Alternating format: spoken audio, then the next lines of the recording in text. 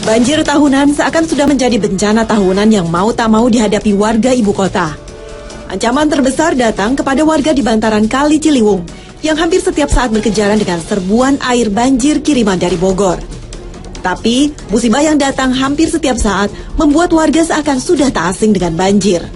Misalnya warga Pangkalan Bukit Duri, Jakarta Selatan yang sudah puluhan tahun menantikan solusi. Kini mereka hanya bisa memindahkan barang ke lantai 2 rumah mereka ketika air sudah mulai naik. Nggak ada persiapan kecuali air datang, ya kita angkut-angkut aja barang ke atas udah. Kan padahal udah sering banjir gitu ya? Ya udah sering barang. Udah sering banjir Pak? Udah sering, belum. Kenapa? Ya ampun anak. Ya karena kan banjirnya juga datangnya juga nggak bisa ditentuin kan. Kadang-kadang kalau kita taruh di atas banjir nggak ada ngapain gitu, panas. Oh gitu. Mendingan kita, kecuali kalau air kira-kira udah kelihatan naik, baru kita naikin. Tapi ironisnya, meski paham akibatnya, kebiasaan buruk membuang sampah ke kali tak juga hilang dari kebiasaan warga.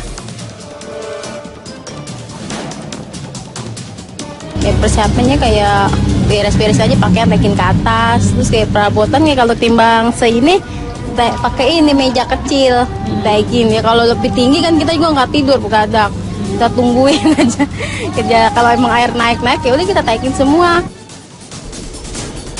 Program pengerukan got pun diupayakan untuk melancarkan aliran air. Program 4 bulanan ini menghasilkan tumpukan kotoran bercampur lumpur hitam. Gunungan sampah pun tampak di pintu air yang kini hanya dibuka 50 cm saja. Meskipun setiap hari sampahnya dikeruk dan diangkut, tapi seakan tak sedikit pun berkurang. Kebiasaan warga membuang sampah di aliran sungai sepertinya masih belum bisa lepas. Terbukti dengan adanya penumpukan sampah-sampah yang selalu terjadi di pintu-pintu air seperti pintu air Manggarai di belakang saya ini. Padahal kebiasaan membuang sampah sembarangan memperparah kemungkinan banjir ketika musim hujan datang.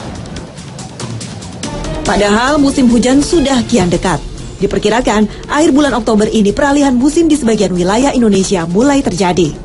Untuk wilayah Jakarta bagian barat kemudian selatan juga itu bulan Oktober memang prediksinya Oktober akhir ya, atau Oktober 3. Jadi kalau dilihat sekarang masih sedikit hujannya, itu masih peralihan ya. Jadi ya.